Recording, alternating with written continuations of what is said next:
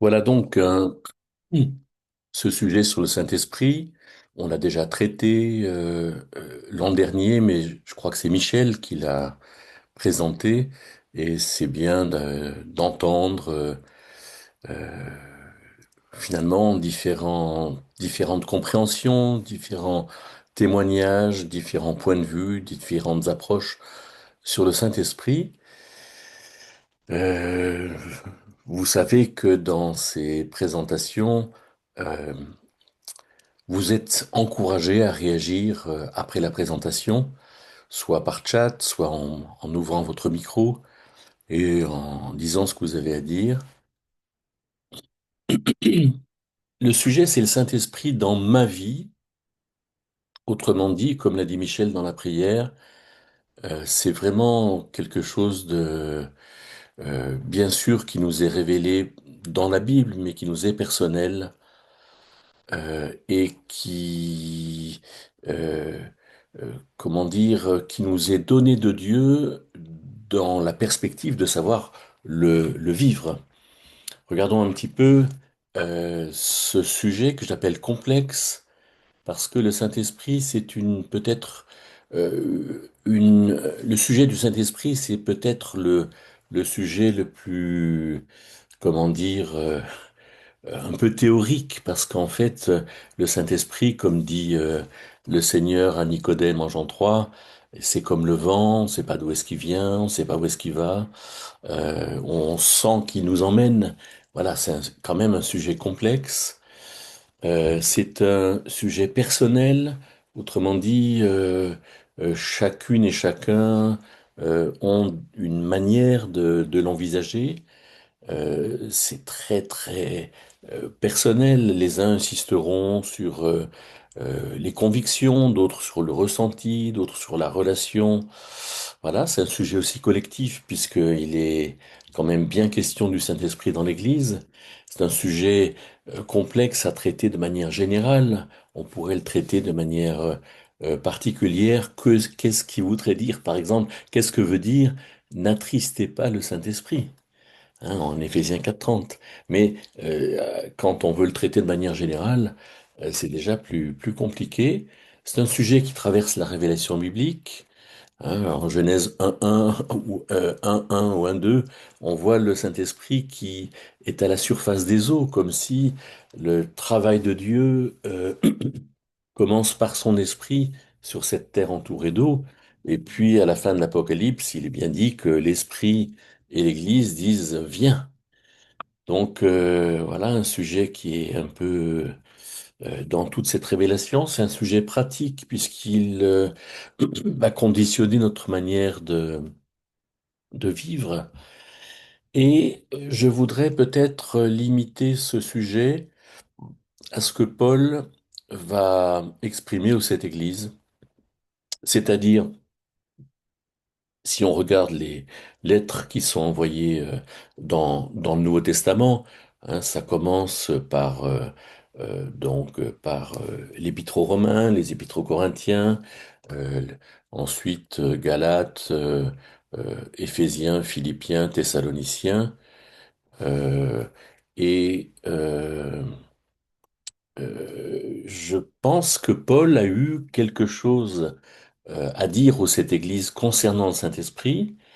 C'est intéressant de faire cette expérience, moi je le fais assez régulièrement, de lire une lettre, une épître, avec un arrière-plan donné.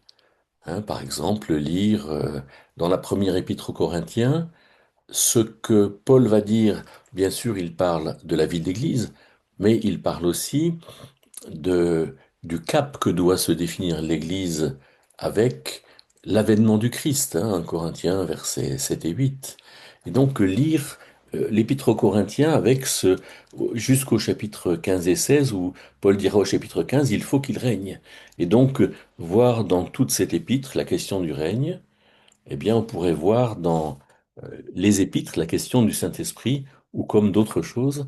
Et je vous propose peut-être de regarder ce sujet du Saint-Esprit dans l'ordre des lettres de Paul supposées d'écriture dans cette chronologie, C'est-à-dire que les commentateurs, moi c'est pas moi qui l'ai inventé, hein, disent que Paul a commencé par écrire aux Galates, euh, ensuite il a écrit aux Thessaloniciens, et puis après il a écrit euh, aux Corinthiens et aux Romains, et puis dans les Épîtres de la captivité, il a écrit aux, on ne sait pas trop quelle était la lettre, la première lettre qu'il a écrite de la captivité, mais en tout cas, euh, Éphésiens, Colossiens et Philippiens. Et donc, ça peut être intéressant de euh, d'entendre ces remarques qui nous sont dites ici. À mon avis, il est possible de marcher dans l'esprit ou par l'esprit sans se casser la tête à comprendre les enseignements compliqués des épîtres. C'est bon pour ceux qui aiment couper les cheveux en quatre, et j'ai raison de penser cela.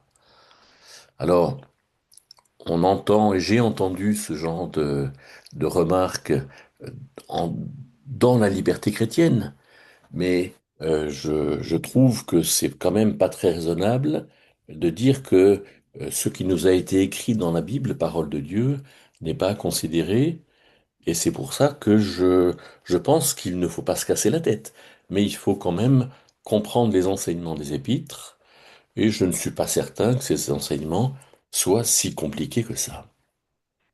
Alors, regardons un peu ce que j'ai appelé le miracle de l'esprit. Euh, euh, Pourquoi miracle? Parce qu'il y a quelque chose de surhumain dans euh, dans la présence de l'esprit dans l'humain. Et je trouve que c'est à nous de participer à ce miracle, d'être dans cette relation, dans cette communion, dans cette collaboration, dans cette compréhension des choses euh, que le Saint-Esprit va produire, et que ce soit dans le lieu où il se situe en nous, dans la manière dont il va s'y prendre, et dans les directions générales qui caractériseront son ministère.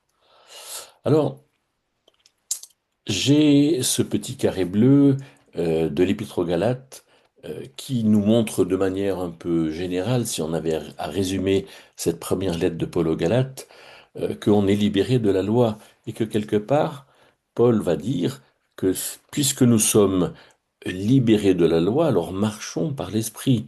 Autrement dit, ne nous faisons pas de règles. Alors là, il s'agissait des règles, bien sûr, de la loi de Moïse, euh, que les Galates avaient envie de suivre, notamment celle de la circoncision, mais on peut dire de manière plus générale que nous nous faisons beaucoup de règles sur le que faire, ne pas faire, quand être satisfait, euh, alors que globalement, l'Épître aux Hébreux nous dira, Hébreux 11:6, que sans la foi, il est impossible de plaire à Dieu. Donc quelque part, c'est la foi qui va nous placer dans une belle relation avec Dieu. Et puis, Romains 14, verset 23, nous dira que tout ce qui n'est pas sur le principe de la foi est péché. Quelque part, on est libéré de la loi, et il faudra qu'on regarde un tout petit peu ça de près, de plus près, alors que les Thessaloniciens vont nous appeler à collaborer avec Dieu. C'est dans dans les deux épîtres aux Thessaloniciens qu'on aura cette finalité de l'avènement du Christ, hein, qui arrive du grec parousia, l'avènement, qui est traduit dans la Darby par venu, à mon avis un peu malheureusement. L'avènement, c'est la présence du roi qui vient régner, alors que dans le mot venu, on peut comprendre que c'est aussi l'enlèvement de l'Église. Et donc, dans cette perspective de l'avènement du Christ, alors il y a des choses à faire euh, comme collaborateur de Dieu, et les mentions du Saint-Esprit sont très intéressantes dans les Thessaloniciens. Les épîtres aux Corinthiens, les deux épîtres aux Corinthiens nous montrent unis et riches. Hein, 1 Corinthiens 12, 27, nous sommes le corps du Christ. Il y a quelque chose et dans ce même chapitre 12, au verset 7, le Saint-Esprit est donné à chacune et à chacun pour l'utilité. Et au verset 11, le Saint-Esprit donne ses, ses appels, ses dons, ses charismes, comme il le veut et quand il le veut. Donc, on est unis et on est riche. Les différences entre les chrétiens, justement, dans cette perspective de l'action du Saint-Esprit. L'Épître aux Romains nous parle de la libération du péché, et le chapitre 8 des Romains est vraiment le chapitre du Saint-Esprit. On verra un peu ça. Euh, L'Épître aux Philippiens nous appelle à conserver l'unité, l'unité de l'Église. On verra aussi comment est-ce quelle est la place que le Saint-Esprit, que Paul donne au Saint-Esprit dans Philippiens. Dans Colossiens, alors c'est absolument clair que nous sommes appelés à marcher, à œuvrer et à être euh, dans cette proximité du Saint-Esprit. Et dans l'Épître aux Éphésiens, nous sommes même responsables d'être remplis du Saint-Esprit. Et j'ai mis rempli de Dieu, mais il y a plusieurs versets qui parlent du Père, du Fils et du Saint-Esprit. Et tout cela, eh bien, si on le regarde épître par épître, de la manière la plus simple qui soit, d'une manière très pratique, alors on verra que il y a beaucoup de choses qui peuvent s'estomper. Par exemple, si on se fait des lois, quelle traduction de la Bible est-ce que je dois lire? À quelle heure dois-je me lever? Quand dois-je prier Dieu? Et, et est-ce que c'est voilà pour aller à l'église?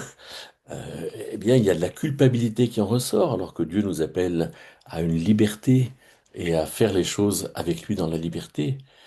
Euh, le fait de collaborer avec Dieu est une véritable bénédiction, mais si on ne cherche pas à collaborer avec Dieu, alors il y a une grande partie d'indécision dans ce que nous faisons.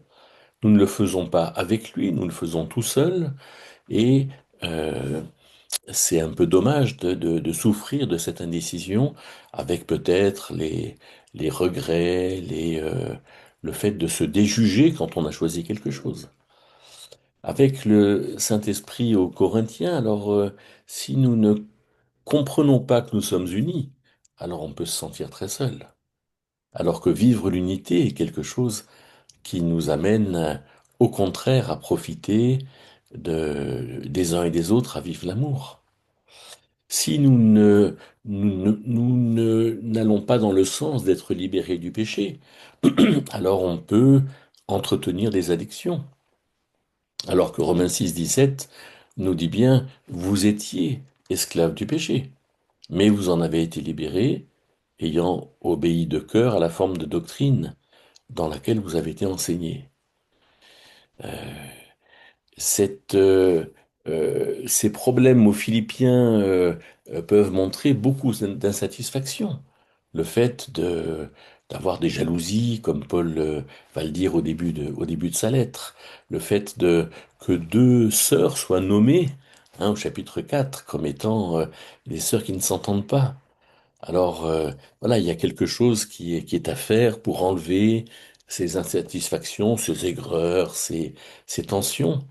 Et quand on comprend qu'on est appelé à collaborer avec Dieu, alors quelque part la crainte disparaît, puisqu'on le fait dans la liberté, on le fait dans cette assurance que Dieu va nous révéler ce que nous avons à penser, à expérimenter, à dire, à faire, etc. Et quelque part, euh, être rempli de Dieu, on n'oublie pas que quand en Éphésiens 5, 18, l'apôtre Paul dira Soyez remplis du Saint-Esprit.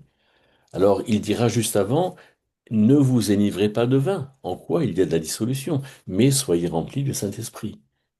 Et on sait, parce qu'on a tous été frustrés quelque part, que quand on va utiliser des choses qui compensent en fait, hein, que ce soit l'alcool ou le sport ou la médisance, eh bien c'est parce qu'on est frustré et euh, Paul compare hein, ce mauvais usage du vin avec le bon usage d'être rempli de Dieu, d'être rempli du Saint-Esprit. C'est intéressant de voir comme finalement euh, l'Esprit Saint est là pour faire que culpabilité, indécision, solitude, addiction, insatisfaction, crainte, frustration et bien d'autres choses douloureuses s'estompent parce qu'il est là, parce que nous le recherchons, parce que nous travaillons avec lui. Je pense que ça vaut bien la peine d'étudier ces lettres et de les étudier justement dans différentes perspectives. Je ne crois pas qu'il y ait une manière définitive d'étudier une épître. Non, on y vient, on y revient, d'où l'importance des études de l'Église locale, qui nous permettent finalement non seulement d'entendre plusieurs personnes, mais de, d'avoir plusieurs approches différentes pour soi-même être nourri de ce que ces épîtres veulent nous dire. Alors, commençons par les Galates. Et quelqu'un m'a dit, voilà, la Bible dit, si nous vivons par l'Esprit, marchons aussi par l'Esprit. J'en conclus qu'un chrétien peut vivre par l'Esprit et ne pas marcher par l'Esprit. Est-ce exact? Alors, à mon sens, c'est exact. Euh, Quelque part, parce que nous avons reçu l'Esprit de Dieu, on le verra dans l'Épître aux Galates au chapitre 4, il est en nous. Hein, nous avons ce consolateur qui a été annoncé par le Seigneur Jésus en Jean 16. Et euh, euh, nous l'avons, mais quelque part, il faut euh, faire plus que l'avoir. Il faut aussi euh, marcher avec lui. Et ça me fait penser à quelqu'un qui aurait un frigo plein, mais qui n'ouvrirait pas son frigo et qui aurait faim, en fait. Hein, marcher par l'esprit, c'est finalement s'approprier toutes les vertus de la présence de l'esprit que nous avons. Vivre par l'esprit, oui, mais marcher par l'esprit, ça va plus loin. Regardons ça d'un peu plus près. Paul dit, celui qui vous accorde l'esprit et accomplit des miracles au milieu de vous, le fait-il parce que vous obéissez à la loi ou parce que vous écoutez avec foi?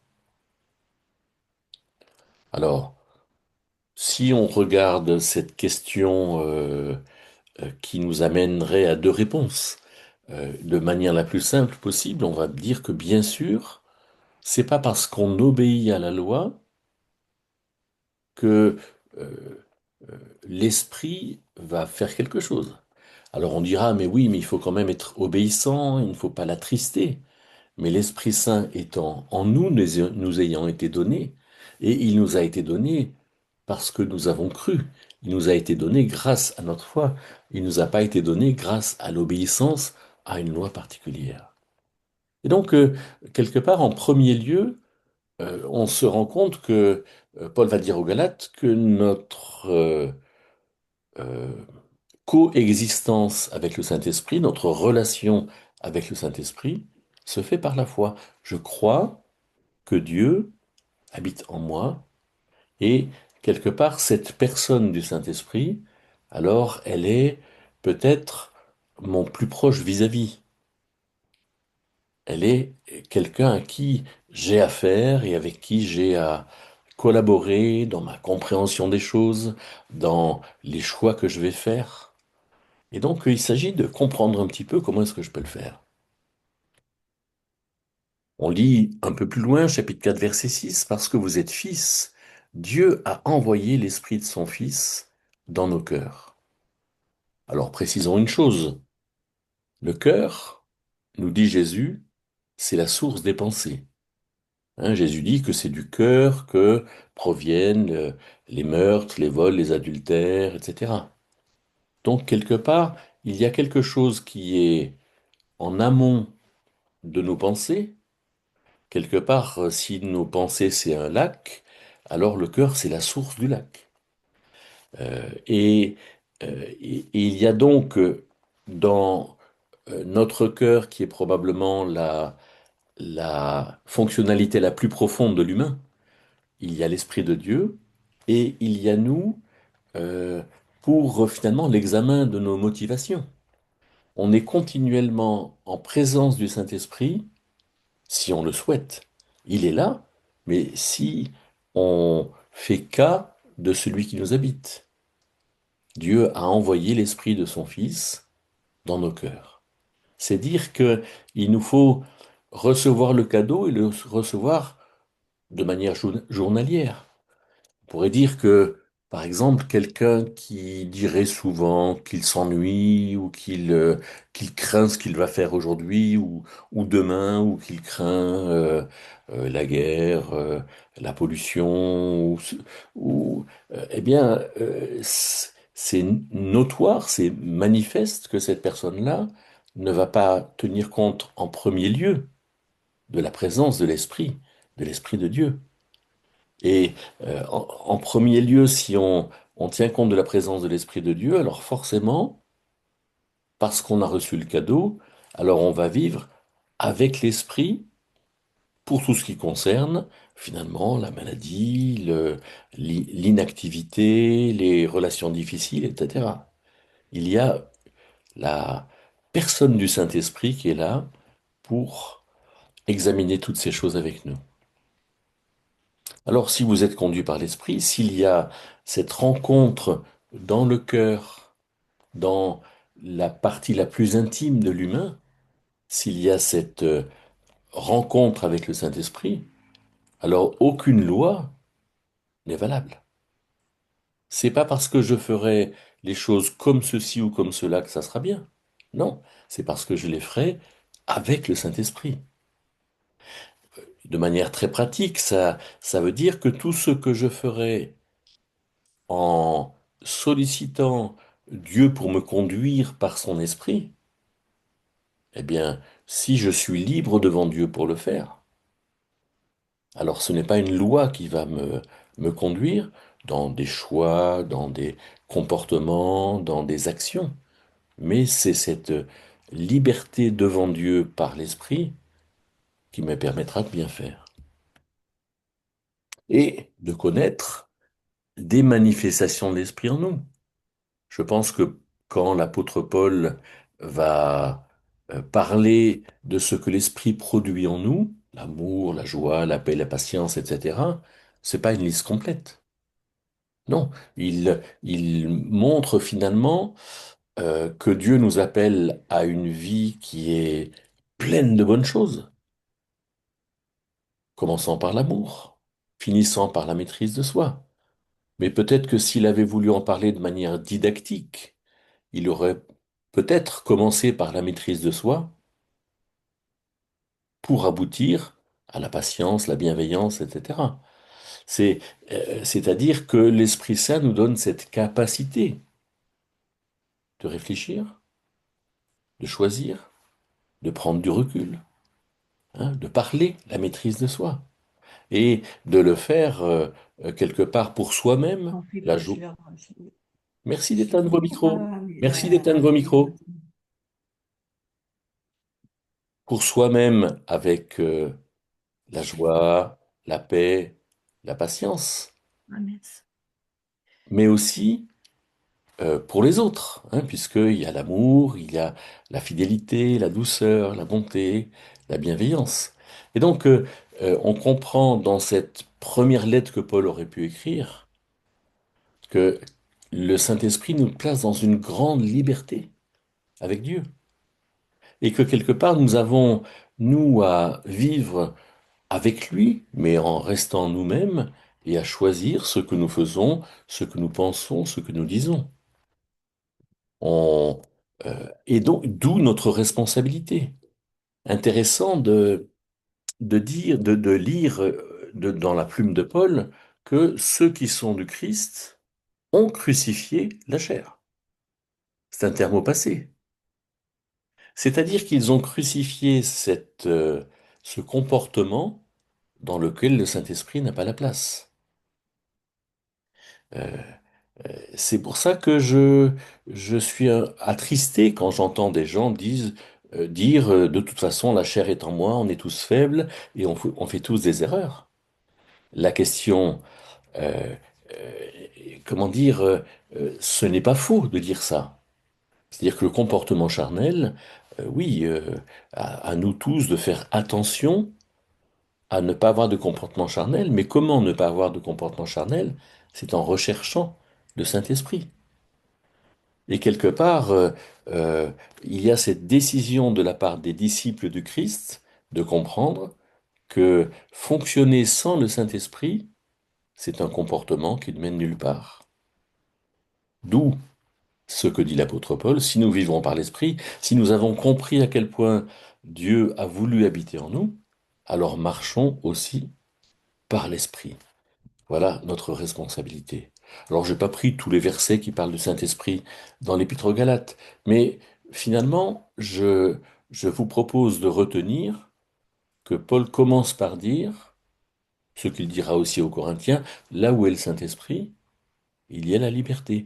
Dieu nous appelle à une vraie liberté avec lui, dans cette communion avec lui, pour penser,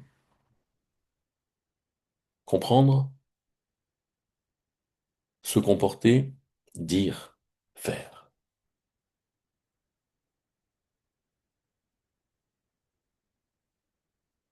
Certains disent, parfois on parle de la vie divine en nous, parfois du Christ qui vit en nous, et parfois du Saint-Esprit. Parle-t-on de la même chose ou de réalités différentes? Alors, c'est une question compliquée.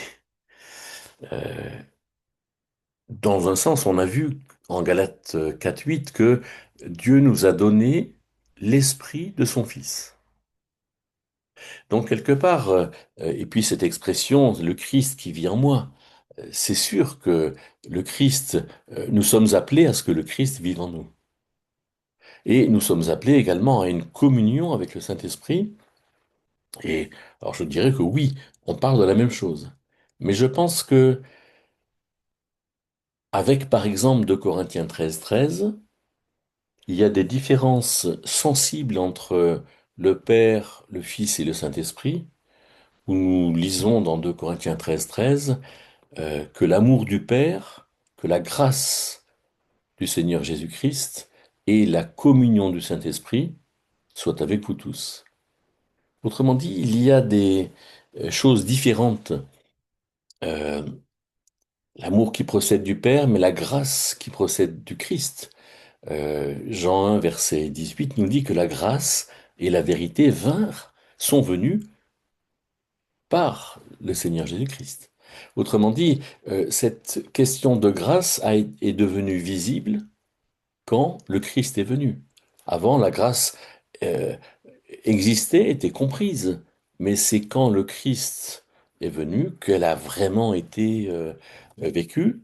De la même manière, avant la Pentecôte, eh bien, il y avait quelque chose qui n'a pas encore été fait, qui n'avait pas encore été fait, c'est euh, cette unité de l'esprit, hein, le fait d'être euh, constitué en un corps et le Saint-Esprit étant la personne de Dieu qui nous relie les uns aux autres.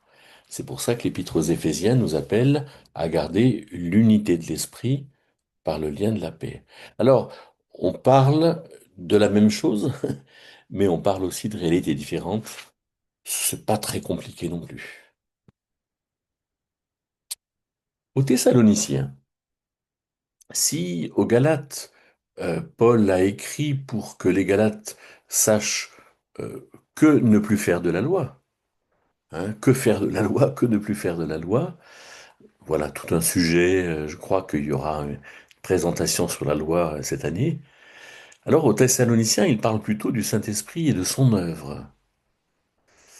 Je pris quelques versets dans les Thessaloniciens. Dieu vous a choisi dès le commencement pour le salut, dans la sainteté de l'esprit et la foi qui donne la vérité. Autrement dit, il y a un salut, c'est-à-dire une libération, un aboutissement, l'obtention de quelque chose de normal pour les chrétiens, le salut, qui procède de Dieu. Hein, c'est Dieu qui nous a appelés à obtenir le salut, et il nous a choisis parce que on s'est présenté par la repentance, mais il nous a choisis pour le salut dans la sainteté de l'esprit. C'est-à-dire que l'Esprit Saint qui est en nous ou qui a mis son sceau d'appartenance, hein, nous avons été scellés de l'Esprit, alors l'Esprit Saint nous donne d'être mis à part cette unicité de Dieu qui est saint, il est unique, il n'y en a pas d'autre. La sainteté étant cette mise à part. Et quelque part, nous sommes, l'esprit étant en nous, nous sommes dans, avec cette unicité de Dieu, nous sommes à part, et quelque part, nous pouvons avoir accès à la liberté, pardon, à la vérité, avec cette foi qui donne la vérité. Et donc, l'action du Saint-Esprit nous permet d'entrer dans quelque chose de véritable et dans quelque chose dans lequel nous allons pouvoir agir. Hein, voyez ici, dans la 1 Thessaloniciens 1,5, notre évangile n'est pas venu à vous en parole seulement, mais avec la puissance et la conviction que donne l'Esprit Saint. Autrement dit, euh, à tout moment, pour ce que nous avons à faire, nous avons la puissance de l'Esprit Saint. À tout moment, nous avons cette conviction que l'Esprit Saint nous donne. Et je pense que, de manière très pratique, à tout moment, j'entends plutôt des gens qui se jugent, qui n'assument pas ce qu'ils ont fait, qui ne se sentent pas capables. Mais justement, pour que nous collaborions avec le Saint-Esprit dans son œuvre, il faut bien comprendre qu'on a à tout moment cette puissance, c'est-à-dire cette capacité d'agir, et cette conviction, cette capacité de comprendre que donne l'Esprit Saint. Il me semble que si on était d'accord avec ça, tous les jours, chaque jour, alors on ne connaîtrait pas tellement l'insatisfaction, la tristesse de l'échec. Non, on vivrait justement avec l'Esprit Saint dans sa puissance et par exemple dans sa puissance de relèvement de la chute. Hein, Proverbe 24,16 nous dit que le juste tombe 7 fois et se relève. Mais pour se relever, il faut aussi le faire avec l'Esprit Saint. Le fait d'être tombé ne nous enlève pas l'Esprit Saint, ne nous enlève pas sa puissance.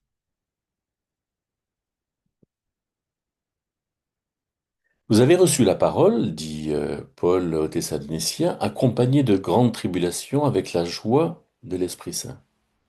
Alors, il y a on peut penser par exemple euh, se représenter un peu un ami intime et le plaisir qu'on peut avoir d'être avec cet ami. Mais le fait que nous soyons avec cet ami ne veut pas dire que nous n'ayons pas de difficultés.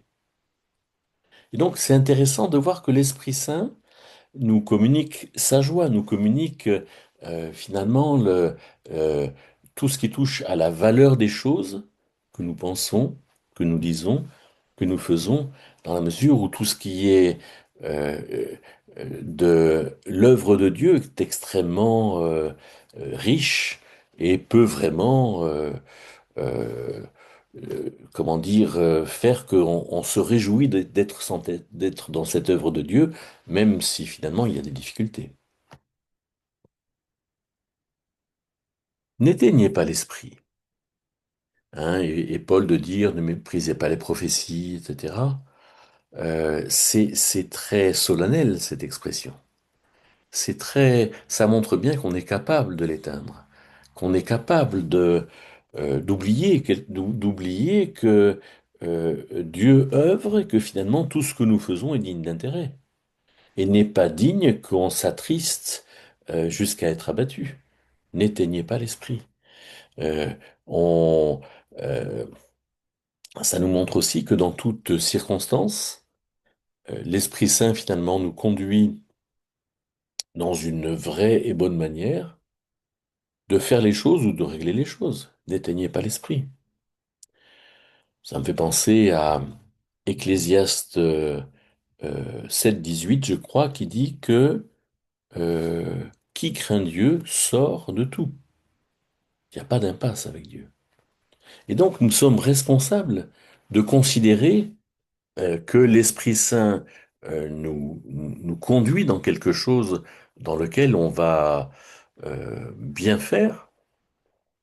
Et attention à ne pas mépriser, en fait, hein, que celui qui méprise cet enseignement dans cette partie de la lettre, il est question de l'adultère, hein, qui méprise l'homme en lui prenant sa femme, mais celui qui méprise ne méprise pas l'homme, mais Dieu, qui nous a donné son Esprit Saint.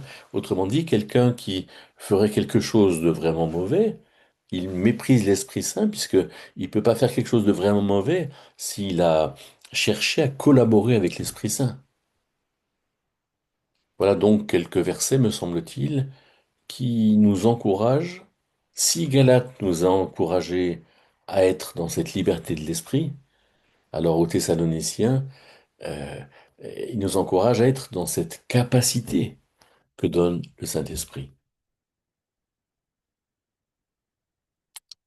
Liberté, capacité, mais que faire quand nous faisons mal? Alors regardons justement dans ce chapitre 8 des Romains dont je vous parlais tout à l'heure, hein, la loi de l'esprit qui donne la vie. J'ai un peu rendu plus explicite ce complément du nom, hein, l'esprit de vie. Il me semble que l'esprit donne la vie par le Christ. Jésus, cette loi de l'esprit m'a libéré de la loi du péché et de la mort. Autrement dit, je ne suis plus obligé de pécher. Je ne suis plus obligé d'importer la mort en moi. Parce que quand je pêche, j'importe je me fais subir ces mauvaises choses qui résultent du péché. Et donc cette puissance de liberté, je ne suis plus obligé de pécher. Celui qui a ressuscité le Christ d'entre les morts vivifiera vos corps mortels aussi à cause de son esprit qui habite en vous.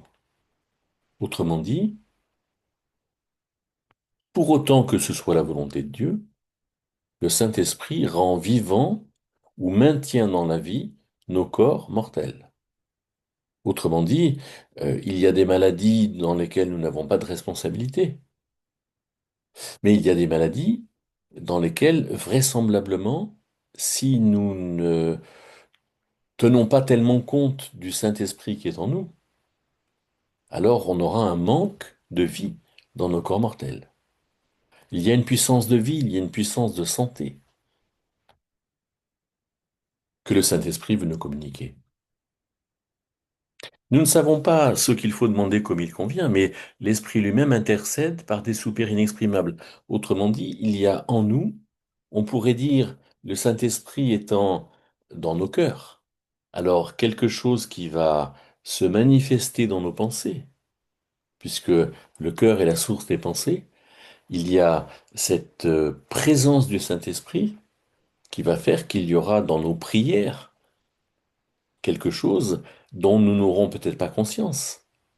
Mais avec le Saint-Esprit, nous saurons demander comme il convient. Il y a donc une puissance de foi, puisque nous pourrons non seulement prier pour nous-mêmes, mais prier aussi pour nos proches, pour l'Église, pour nos voisins, pour nos collègues de travail.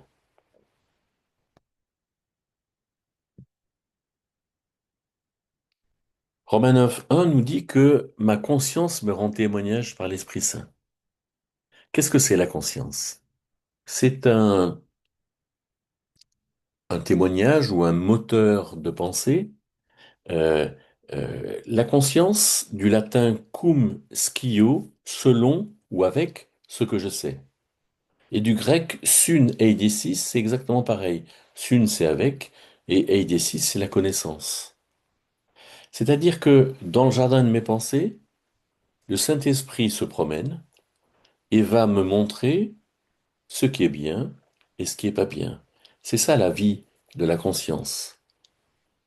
Et si je suis sensible, si j'ai choisi d'être sensible à ce que l'Esprit Saint va me montrer, alors j'aurai une conscience pure, vive, etc. Alors que si décide de ne pas y être sensible, ma conscience sera cautérisée, sera souillée. Et donc, euh, le Saint-Esprit est celui qui va me faire prendre conscience du péché. Bien sûr, il me libère du péché, il me permet de vivre de manière saine et avec des demandes qui sont justes. Mais il va me permettre aussi de prendre conscience de ce que je fais de mal. C'est lui qui collabore avec moi dans la mesure où moi, je veux collaborer avec lui.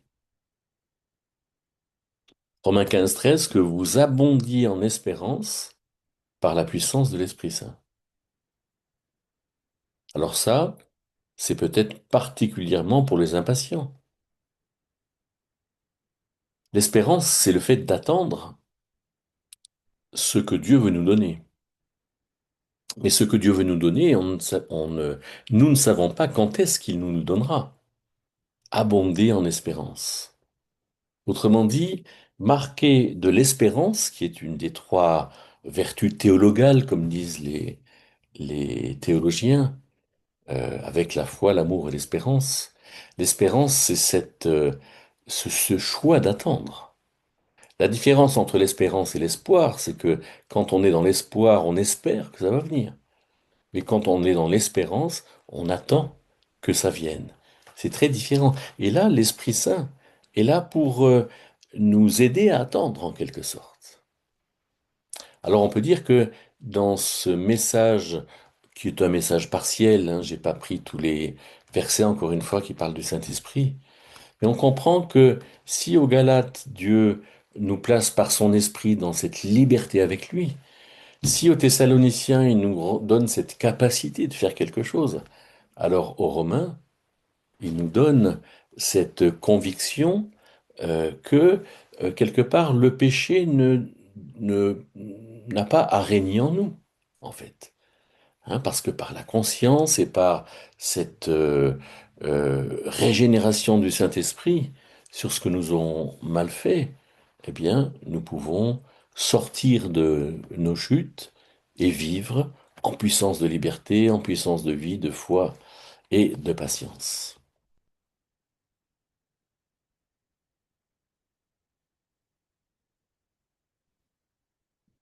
Mon ami qui fréquente une autre église que moi me dit que je ne peux pas être rempli de l'Esprit tant que je n'ai pas reçu le baptême de l'Esprit.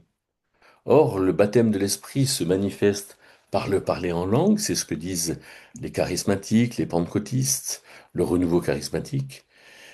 Voilà, et cette personne-là est déstabilisée.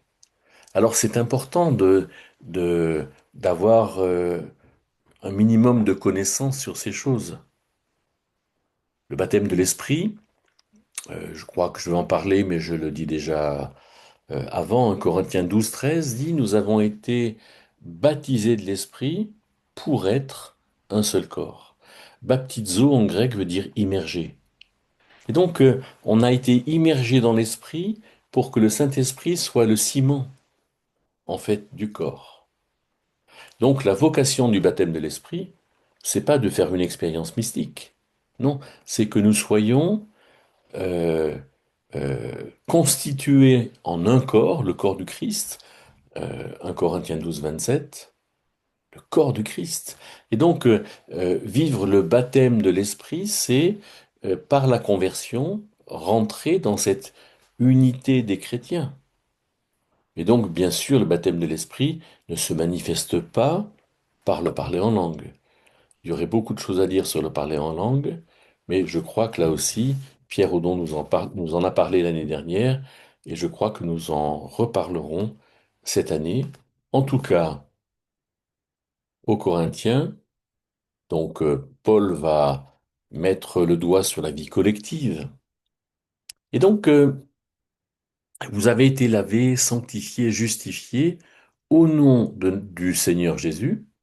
Donc, quelque part, le Seigneur Jésus ayant fait son œuvre, il est le médiateur entre Dieu et les hommes. Et c'est par son œuvre qu'on a été lavé, sanctifié, justifié. Mais c'est l'Esprit de Dieu qui l'a fait en nous et qui veut le conserver. Laver de nos impuretés, sanctifier la sainteté, c'est la clé d'accès à la présence de Dieu. Être saint, c'est avoir la clé.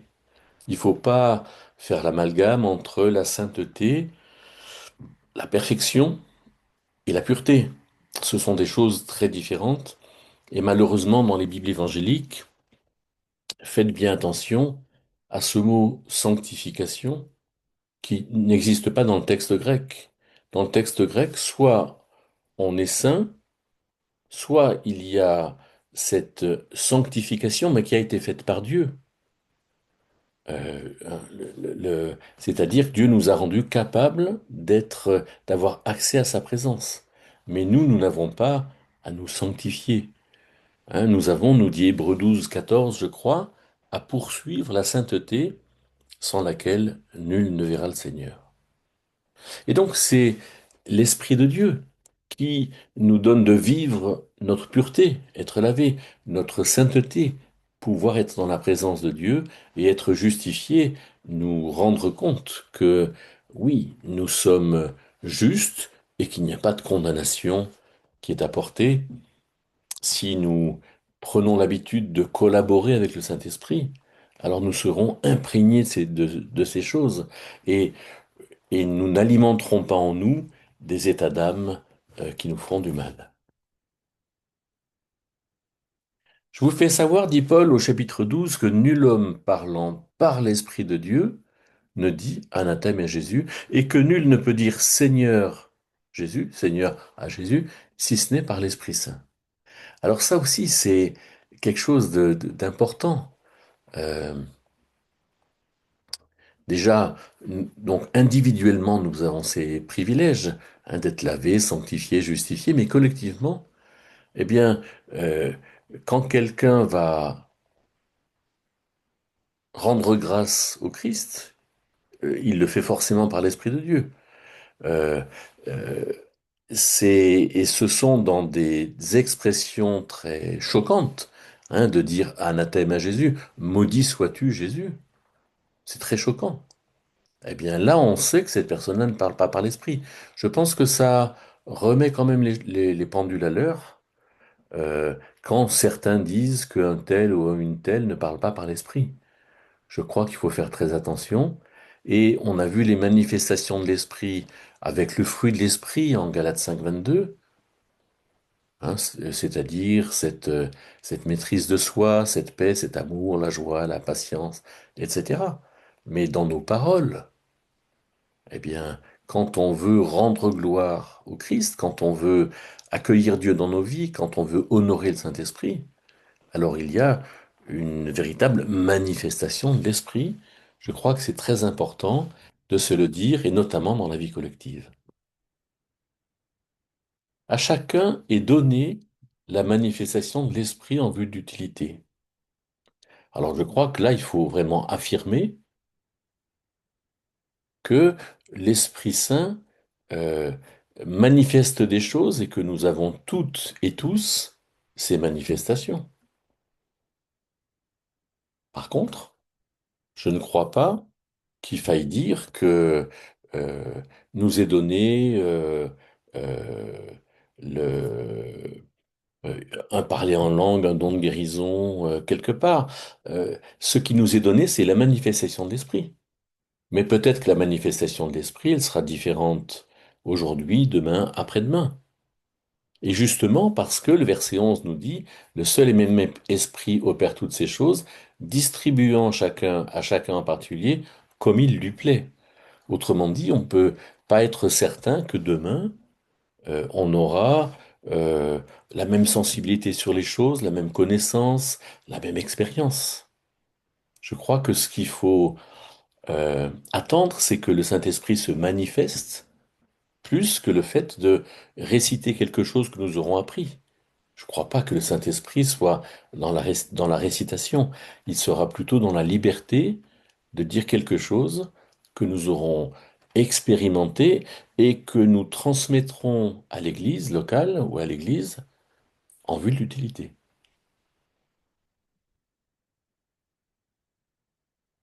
On a déjà parlé de ce verset, hein, le lien de l'Esprit, j'y reviens pas. Avec le baptême de l'Esprit, non, le baptême de l'Esprit n'est pas une expérience initiale qui se traduit par le parler en langue. Le baptême de l'Esprit, c'est la réalité d'avoir intégré au corps du Christ pour être un seul corps. Et donc, nous tous contemplant à face découverte la gloire du Seigneur, pardon, j'ai fait une faute d'orthographe, nous sommes transformés en la même image, de gloire en gloire, par le Seigneur en esprit. Quelque part, on se rend bien compte que plus nous serons dans cette dynamique spirituelle, contemplant à face découverte la gloire du Seigneur, plus il y aura notre transformation. Je ne crois pas que le Saint-Esprit ou l'Esprit du Seigneur nous transforme sans que nous en soyons quelque part initiateurs. Il y a vraiment une vraie collaboration. Je pense qu'il faut faire attention en chantant certains cantiques. Par exemple, Donne-moi envie d'écouter, dans le cantique reflet, ou bien Ah, donne à notre âme plus de sainteté. Je crois que là, on n'est pas du tout dans quelque chose qui touche à la responsabilité de l'humain. Dans l'Épître de Pierre, il est dit, Soyez saints, car moi je suis saint. Et sur l'écoute, euh, Samuel a bien dit à Saül que écouter vaut mieux que les sacrifices. Donc faisons attention à notre rapport au Saint-Esprit et à nos responsabilités. Aux Philippiens, je pourrais apprendre à votre sujet que vous tenez ferme dans un seul et même esprit, combattant ensemble d'une même âme. Sans chercher midi à 14 heures, je dirais que euh, vivre l'unité des chrétiens, c'est rencontrer Dieu ensemble. Tenir ferme dans un seul et même esprit. Autrement dit, notre, euh, notre but à nous, frères et sœurs dans la foi, est d'être dans un seul et même esprit, c'est-à-dire de rencontrer Dieu, d'être dans cette euh, relation collective avec Dieu avant tout autre objectif. L'important, c'est pas de, de penser pareil tout de suite. L'important, c'est de rencontrer Dieu. L'important, c'est de se placer ensemble devant Dieu pour quelque chose de particulier ou pour quelque chose de général. Et après, il est dit combattant ensemble d'une même âme. Autrement dit que dans nos particularités personnelles, qui sont différentes en fonction des gens, que nous sachions nous rencontrer, tenir compte l'un de l'autre. Et rencontrer Dieu dans un seul et même esprit, mais par contre, savoir euh, finalement rentrer en harmonie avec nos différences de psychologie, puisque âme euh, euh, en grec se dit psyché, c'est ce qui est la vie d'ailleurs aussi. Et donc combattre d'une même âme, c'est rechercher cette harmonie, non pas forcément à penser pareil, mais à tenir compte l'un de l'autre. Le Saint-Esprit et la vie collective. Dans ma première ou deuxième diapo, j'ai montré qu'avec les Corinthiens, Paul voulait montrer du doigt cette merveille de la vie collective, mais avec les Philippiens, pouvoir la rétablir, pouvoir la sauvegarder. La force de l'unité. Paul de dire s'il y a une communion de l'esprit. Autrement dit, Paul, qui parle un peu en dérision, il a dit par ailleurs, euh, justement, 1 Corinthiens 12, 13, vous avez été euh, euh, immergés dans le Saint-Esprit pour être un seul corps. Aux Éphésiens, il dit garder l'unité de l'esprit par le lien de la paix. Et aux Philippiens, il va dire s'il y a une communion de l'esprit. Autrement dit, bien sûr, il y a une communion de l'esprit. Mais est-ce que vous voulez vraiment la rechercher? Est-ce que vous voulez vraiment vivre cette force de l'unité? Ou au contraire, est-ce que nos différences sont là pour rivaliser, nous battre, etc. Attention aux ennemis de l'unité.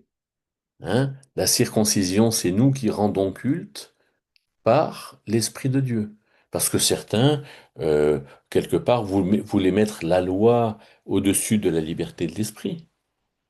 Et donc Paul d'affirmer avec force que dans la mesure où le Saint-Esprit est considéré comme celui qui est prioritaire, celui qui va nous conduire, celui qui, parce qu'il nous a unis, va nous donner de faire des choses ensemble. Alors ceux qui veulent diviser, et notamment par la circoncision, sont des ennemis de l'unité. Si je comprends bien, dit encore une autre personne, je vis par l'esprit depuis que je suis converti. Pourquoi alors ai-je du mal, au quotidien, à marcher par l'esprit? C'est-à-dire faire le bien et pas le mal, faire les bons choix, aimer de manière juste. Alors je répondrai de manière assez simple, c'est que la vie, le fait de marcher par l'esprit, ça s'apprend. Le fait de vivre par l'esprit, ça nous a été donné. Quelque part, la conversion, hein, comme on l'a vu en Galates 4, verset 8, Dieu nous a placé l'esprit de son Fils dans nos cœurs. Donc, ça nous a été donné. Mais par contre, après, marcher par l'esprit, c'est un commandement, c'est une exhortation, et c'est un apprentissage. Marcher en collaboration avec celui qui nous habite. Et quelque part, si je marche dans une bonne conscience, hein, on l'a vu dans l'Épître aux Romains, alors faire le bien et pas le mal, c'est pas forcément difficile, mais c'est une habitude à prendre, c'est un apprentissage. Et quelque part, cet apprentissage, il se fait aussi par le fait de sortir du péché, de sortir de l'esclavage du péché, comme dit Romains 6, 17, et d'entrer dans une vraie collaboration avec l'Esprit Saint, ce qui fait dire, écrire Paul aux Corinthiens, 1 Corinthiens 3, 9, nous sommes collaborateurs de Dieu. Ça, ça s'apprend. Et donc, pourquoi est-ce que j'ai donc mis que aux Colossiens, euh, l'Esprit Saint nous conduisait dans la volonté de Dieu? C'est que avec Colossiens 1:9, nous demandons que vous soyez remplis de la connaissance de la volonté de Dieu, en toute sagesse et intelligence de l'esprit. J'en ai un tout petit peu parlé quand je parlais de l'Éternel qui se promenait en Éden et que l'Esprit Saint qui se promène en nous, c'est un peu pareil. Eh bien, dans nos pensées, l'Esprit Saint est là et continuellement, il nous donne sagesse et intelligence. Qu'est-ce que c'est que, vous m'avez peut-être déjà entendu plusieurs fois parler de ces deux mots. L'intelligence, c'est de comprendre comment fonctionne l'ordinateur, mais la sagesse, c'est de bien l'utiliser. Hein, l'intelligence, c'est de comprendre comment fonctionne une voiture, la sagesse, c'est de bien la conduire, etc. Et donc, pour toute situation, le Saint-Esprit donne sagesse et intelligence. La sagesse, c'est par rapport au bien et au mal. Et l'intelligence, c'est plutôt par rapport à la fonctionnalité des choses. Et clairement, eh bien, le Saint-Esprit nous fait comprendre la volonté de Dieu, mais par la sagesse et l'intelligence. Autrement dit, le discernement de la volonté de Dieu est quelque chose qui se fait petit à petit, en comprenant par rapport au bien et au mal, la sagesse, et en comprenant par rapport au fonctionnement des personnes, des choses, de l'œuvre de Dieu, etc., l'intelligence. Je trouve que marcher par l'esprit est un combat. Est-ce que je suis normal? Où se passe finalement ce combat? Comment puis-je le remporter? Et avec quelles armes? Alors, oui, c'est un combat.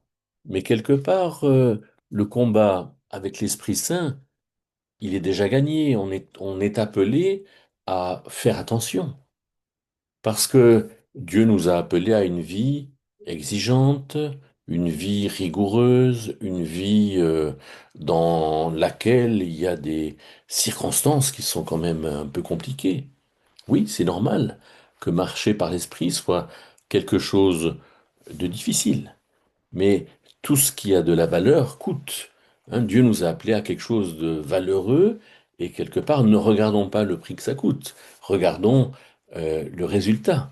Hein, et tout ce qui a de la valeur qui nous sera donné par Dieu et que nous obtiendrons en marchant par l'esprit. Où se passe ce combat? Dans nos cœurs. Dans ce qui est avant la pensée, dans la motivation de la pensée. Comment puis-je le remporter? Eh bien, en le vivant avec le Saint-Esprit, en ayant cette habitude de nous référer au Saint-Esprit Aujourd'hui, les gens se réfèrent aux autres avec les réseaux sociaux, ils se réfèrent à Wikipédia avec l'encyclopédie libre. Bon, ils se réfèrent à leurs amis peut-être, hein, ou ils se réfèrent à la loi, au code civil. Mais nous nous référons à ce que le Saint-Esprit nous fera comprendre. Et avec quelles armes? Eh bien, justement, les armes de l'esprit, hein, qui sont toutes fonction de la vérité, qui sont toutes consécutives de la vérité. Dans Éphésiens 6, par exemple, les trois premières armes, c'est penser vrai, faire vrai, dire vrai. Je ne creuse pas plus.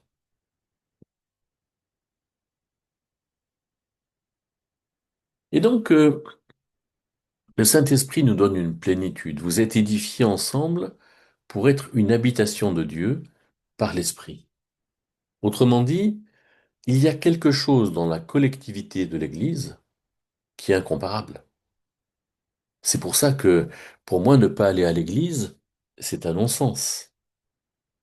Quelle que soit l'Église, il faut aller dans une Église locale. Hein, vous êtes édifiés ensemble pour être une habitation de Dieu par l'Esprit, parce que être habité par Dieu, c'est quelque chose d'irremplaçable. Une force, donc une plénitude de force, selon les richesses de sa gloire, qu'il vous donne d'être fortifié en puissance par son esprit quant à l'homme intérieur. Quand on se plaint d'être faible, de ne pas y arriver, de finalement d'être un peu abandonné à son sort, même peut-être par Dieu, eh bien non. Justement, si le Saint-Esprit va nous donner cette force intérieure, alors c'est quand même à nous de le rechercher. Éphésiens 4, 23, vous laissez renouveler par l'Esprit dans votre intelligence. On retrouve un peu ce que Paul disait aux Colossiens sur le discernement de la volonté de Dieu, Colossiens 1, 9. Il y a donc une œuvre de l'Esprit Saint qui nous fait aboutir pour l'habitation de Dieu, pour être capable de faire ce qu'on a à faire et pour comprendre l'intelligence. N'attristez pas le Saint-Esprit de Dieu par lequel vous avez été scellés, c'est-à-dire que nous avons été scellés, nous appartenons à Dieu, et ça sera vraiment compréhensible et visible dans le jour de la rédemption, quand nous verrons le Seigneur. Mais en attendant, ayons cet honneur, cette attitude d'honorer celui qui est en nous, et attendons d'en voir les effets petit à petit. Et puis, ce verset, soyez remplis de l'esprit, et dans le présent en grec, c'est un présent continuel, qui veut dire soyez continuellement remplis d'esprit, quelque chose qui est de notre responsabilité. Être plein, être plein de compréhension, être plein de force, être plein de la personne de Dieu, et ne pas attrister cette hôte, l'hôte divin. Alors en conclusion, qu'est-ce qu'on peut dire? Ben, probablement que dans ce que Paul a voulu nous dire avec ses lettres, eh bien, parce qu'on est libéré de la loi, on est en paix avec nous. On va pas se compliquer la vie. On va faire des choses devant Dieu. Parce qu'on collabore avec Dieu, on peut avoir des certitudes. Parce qu'on vit une vie de famille, d'église, de travail. Alors oui, on connaît l'amour qui va surgir dans ces relations interpersonnelles dans lesquelles l'amour va éclore. On est libre du péché. On est satisfait parce que dans cette vie, euh, cette unité dont parle Paul aux Philippiens, il y aura des choses que la collectivité pourra faire et que l'individu ne pourra pas faire. Cette satisfaction. Mais quand même, avec Colossiens 1, 9, le discernement de la volonté de Dieu, on pourra aller dans le sens de la réussite et être vraiment rempli, rempli de Dieu, nous dit les Éphésiens. J'arrête là ma présentation et ça serait très très bien que manifestiez un, vous vous manifestiez un petit peu, que vous euh, puissiez dire, comment dire, poser des questions. Voilà, il y a quelqu'un qui dit quelque chose. Alors, chrétien nouveau, serions-nous de fait de quatre dimensions? Alors, Henri, il faut que je réfléchisse pour voir ce que tu nous dis. Esprit, âme, corps et le Saint-Esprit. Une quatrième dimension. Alors, il me semble que pour répondre peut-être courtement à ça, Henri, hein, c'est que si nous sommes esprit, âme et corps, alors le Saint-Esprit ne vient pas s'ajouter. Mais le Saint-Esprit, par exemple, Romains 8,16, le Saint-Esprit dit avec notre esprit que nous sommes enfants de Dieu. Hein, c'est-à-dire qu'il y a une véritable euh, euh, euh, communion avec le Saint-Esprit qui fait qu'on est vraiment esprit, âme et corps, notre esprit étant en relation avec Dieu par le Saint-Esprit.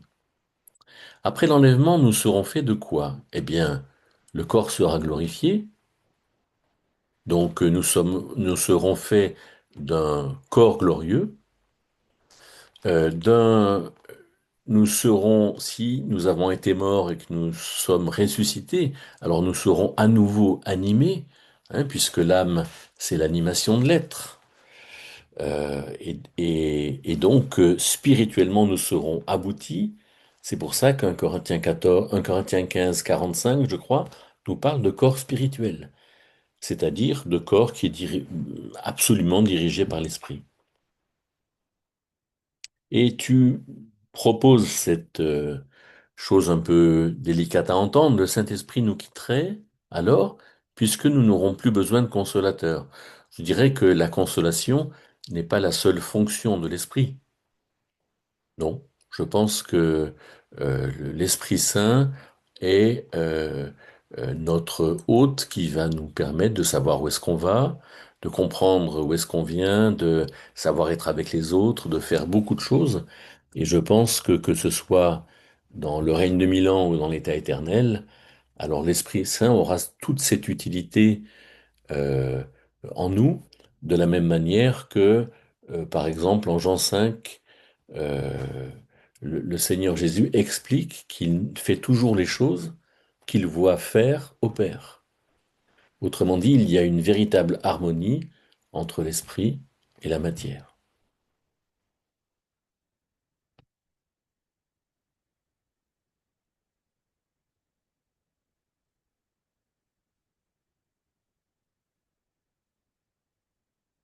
Alors n'hésitez pas à intervenir, hein, vous savez, plus on parle des choses et mieux on les comprend. Et donc, ne soyez pas timide, vos questions, vos remarques aident tout le monde, hein, et tout le monde en profite. Ça serait bien aussi que Pierre, Michel, vous puissiez intervenir pour dire ce que vous avez à dire.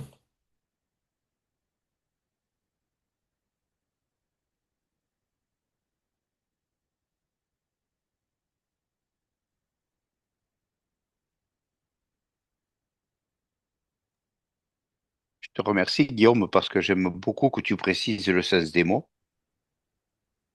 Oui. Et entre autres, tu as fait allusion, bon, on va pas débattre là-dessus, mais entre autres, qu'est-ce que c'est que la plénitude, qu'est-ce que c'est que l'être plein, comment ça se manifeste? C'est certain qu'il y a beaucoup de fausses croyances ou des croyances orientées, déformées, qui circulent. Bon, je crois que notre intérêt à nous, à l'IEB, ça a été toujours de rester le plus près possible de la parole, en se gardant des interprétations, qui peuvent poser problème. Mais je te remercie beaucoup pour les... enfin bon, on le connaît, notre Guillaume, euh, sur le détail des mots et le sens des mots. Je te remercie. Avec Des plaisir. choses, des choses qu'il est toujours bon d'y revenir. André Gourc, si tu as quelque chose à dire, te gêne pas, hein? C'est très agréable d'ailleurs de se retrouver de cette manière. Alors, il y a un message. Nous pouvons parler à l'esprit, mais nous ne devons pas le prier, n'est-ce pas? Peux-tu expliquer cela, s'il te plaît? Euh, bon, je vais répondre de manière très très simple en premier lieu. Euh, Concernant la prière, je crois que la Bible est extrêmement précise et simple. Nous prions Dieu, le Père, par l'intermédiaire, au nom de Jésus-Christ, c'est-à-dire par l'intermédiaire de Jésus-Christ, et par l'Esprit. Hein, priant par l'Esprit toutes sortes de prières, euh, tout ce que vous demanderez en mon nom, avait dit Jésus. Donc je pense que euh, il y a une véritable réalité de la prière et des fonctions différentes du Père, du Fils et du Saint-Esprit. Nous prions le Père. Et Jésus a toujours prié le Père, d'ailleurs. Et quand Jésus exhorte ses disciples à prier, il ne pousse pas ses disciples à le prier lui, mais il pousse ses disciples à prier le Père en son nom, c'est-à-dire grâce à l'œuvre que Jésus aura accomplie. Donc il me semble que sur la prière, les choses sont quand même assez simples. Et euh, personnellement, il m'arrive de prier le Seigneur Jésus dans l'église, mais je suis toujours un petit peu gêné parce que je me dis, le Seigneur Jésus, c'est quelqu'un qui n'est pas là, qui est parti en fait. Alors on dira, oui, mais l'Esprit de Jésus est là, on est réunis en son nom, etc. D'accord, mais je trouve plus logique de prier le Père par Jésus et euh, ça m'empêche pas de prier Jésus, mais je crois que prier le Saint-Esprit, ça n'a pas tellement de sens puisque c'est vraiment le Père à qui il faut s'adresser. Alors, être en communion avec l'Esprit, oui, en collaboration avec l'Esprit, je pense vraiment qu'il y a une collaboration continuelle à rechercher avec l'Esprit, le Saint-Esprit, avec l'Esprit de Jésus. Quand on entend dans les actes que l'Esprit de Jésus ne permit pas à Paul, ça montre qu'il y a une collaboration qui relève de l'explicite et que nous avons, nous, à imiter.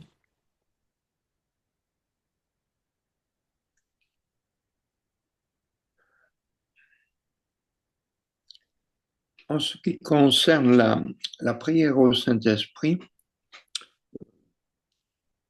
il est clair qu'il n'en est pas question dans le Nouveau Testament.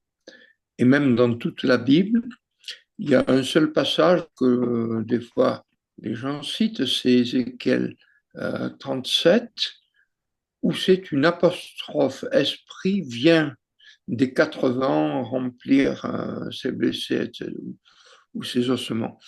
Et donc c'est une apostrophe, mais il n'y a jamais, on ne s'adresse pas au Saint-Esprit. Alors ça peut poser certains problèmes. S'il est Dieu, oui, oui, bien sûr, il est Dieu, mais on le voit très clairement, il y a des fonctions qui sont données à l'un et à l'autre, et j'aime bien cette image toute simple, que dans la parole, le Saint-Esprit peut être comparé, si vous voulez, à un, un vidéoprojecteur qui projette sur le mur l'image du Fils.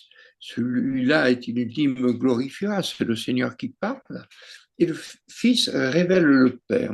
Oui. Et donc, une personne qui prie le Saint-Esprit, bon, c'est pas gravissime, mais ce n'est pas dans la parole. Nous, nous sommes très à cheval, si vous voulez, sur la déclaration de la parole, parce que il peut y avoir des glissements. Alors, les glissements, quels sont-ils? Eh bien, justement, dans le domaine de l'occultisme, je suis hyper prudent parce que j'ai une certaine expérience pratique dans, dans l'aide pastorale, on va dire, dans l'exorcisme. Et donc, les personnes j'ai rencontré des cas qui se sont adressés à l'esprit. Mais vous serez très surpris d'apprendre qu'il y a des esprits qui s'appellent Esprit Saint, que vous avez des esprits qui s'appellent Jésus, etc., etc. Oui. Donc, on a tout intérêt, me semble-t-il, à en rester à la parole. Maintenant, il y a des cantiques qui rendent hommage et gloire à la triunité divine, gloire au Père, gloire au Fils, gloire au Saint-Esprit, que je chante très volontiers en ce qui me concerne. Donc je crois qu'il y a que la parole ne se trompe pas quand elle nous enseigne. Le Seigneur Jésus n'a jamais prié l'Esprit, est-il besoin de le dire? Aucun des apôtres ne l'a fait et il n'y a aucune mention dans toute l'Écriture. Pour moi, ça me suffit. Maintenant, ceux qui voient les choses autrement, ben, on les respecte. Mais personnellement, la garantie de ne pas trop dévier est d'en rester à ce que la parole nous révèle.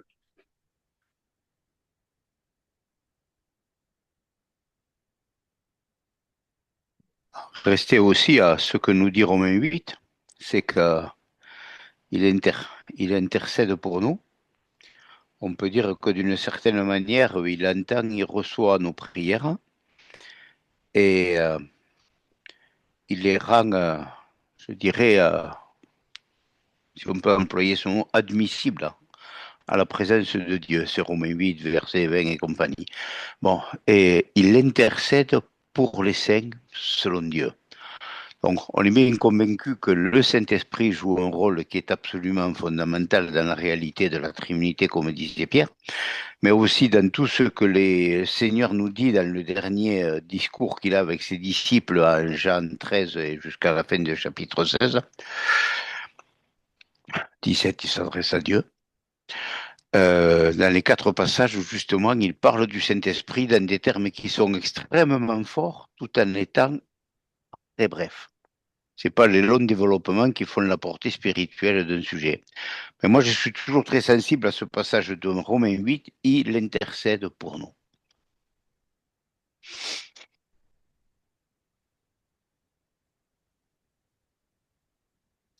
Je lis le message sur le chat d'Henri.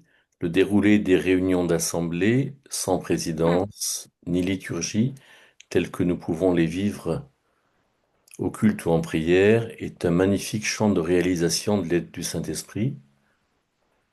Moi, je trouve qu'Henri a vraiment raison. Ça ne veut rien dire contre les autres églises, hein. Pas du tout. Mais de vivre quelque part cette liberté que nous avons de, de composer quelque chose au sujet du roi, mais cette composition, elle va tenir compte de ce que dit l'un, l'autre, etc. Et je trouve que, voilà, on est aujourd'hui lundi, hier, on a vécu un moment, notamment avec où était Henri et Myriam à Aix,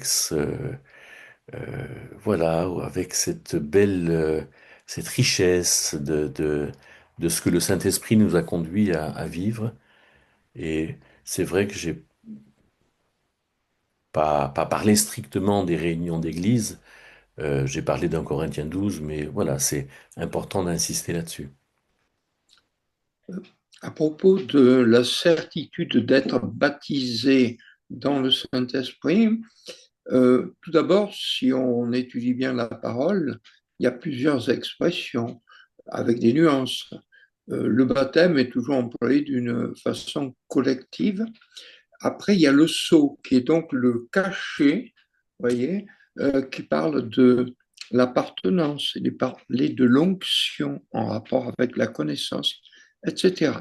Mais ce qui nous montre que réellement nous sommes en Jésus-Christ et que le Saint-Esprit habite en nous, c'est, j'espère ne pas scandaliser quelqu'un, mais c'est la certitude de notre salut et de la relation qu'il a nôtre par l'Esprit justement avec Dieu le Père. Par l'Esprit, nous crions Abba Père. Oui, cette relation est très très importante. Alors, si quelqu'un justement doute de ceci, de cela ou d'autre chose, on ne va pas lui dire dans le ministère pastoral, tu n'as pas l'esprit ou autre, c'est pas notre affaire ça. Mais par contre, on doit donner toutes les certitudes qui amènent cette personne à réaliser ce que l'Écriture dit. Vous êtes maintenant, dit l'apôtre Jean, chapitre 3, vous êtes maintenant enfant de Dieu. Voyez de quel amour le Père vous êtes. Hein, vous êtes. Alors, qu'est-ce qu'on dit? Je suis enfant de Dieu. Mais non, un peu plus fort, un peu plus. Je suis enfant de Dieu maintenant. Oh, gloire à toi, Seigneur. Mais c'est toi qui le dis, tu ne peux pas mentir, etc. Vous voyez? C'est-à-dire s'approprier la parole de Dieu. S'approprier. Parce qu'on peut connaître intellectuellement beaucoup de choses, surtout dans nos assemblées. Il y a quand même un enseignement global qui est bon. Et maintenant, les vivre, c'est une autre affaire. Donc, s'approprier la parole de Dieu, chercher justement tous les privilèges, toutes les bénédictions qu'il y a en relation avec le Saint-Esprit. Je renvoie bien sûr sur ma petite brochure qui se trouve encore au dépôt, La nouvelle naissance, le baptême de l'Esprit, les dons spirituels, où vous avez quelques éléments qui sont intéressants. Voilà, parce que nous devons avoir, si nous sommes des enfants de Dieu, la certitude de notre salut. C'est important. Pourquoi? Parce que Dieu le dit. Dieu le dit. Et donc, s'il le dit par l'Esprit, je répète, nous crions Abba Père. Nous sommes et nous réalisons que nous sommes dans une relation filiale avec le grand Dieu créateur qui s'est pleinement révélé en Jésus-Christ. C'est précieux, ça. On a une question sur le chat qui dit comment être sûr que nous sommes guidés par le Saint-Esprit et pas par nos propres idées, hein, comment rester sensible au Saint-Esprit. Eh bien, je répondrai tout simplement que c'est en restant sensible au Saint-Esprit, en le recherchant, en mettant Dieu au centre de notre projet. Euh, j'ai, Ce matin, j'ai lu l'Épître aux Philippiens et j'ai été frappé de, euh, de l'importance que l'apôtre Paul apporte aux motivations. euh, Avec des expressions du genre il vous faut apprendre à aimer. C'est étonnant. C'est la première fois que je lis ça dans les Philippiens. Ça m'a beaucoup intéressé. Et quelque part, dans nos motivations, qu'est-ce qu'il y a exactement? Est-ce que il y a de bien réussir, il y a d'avoir du plaisir, il y a de pas trop souffrir, ou est-ce qu'il y a de rechercher la volonté de Dieu? En fait, est-ce que dans nos motivations, il y a le fait de tenir compte du fait que le Saint-Esprit en nous nous donne sagesse et intelligence, ou bien il y a le fait de encore de réciter ce que nous avons toujours eu l'habitude de faire ou de dire. Hein, je crois que quand on veut mettre Dieu au centre de notre projet, alors il y a de très belles choses qui s'y passent. Charlie Chantre, si tu veux aussi dire quelque chose, hein, c'est bien volontiers. Si, et puis sinon, il faut aussi qu'on s'arrête parce que ça fait 1 heure et demie presque qu'on est ensemble.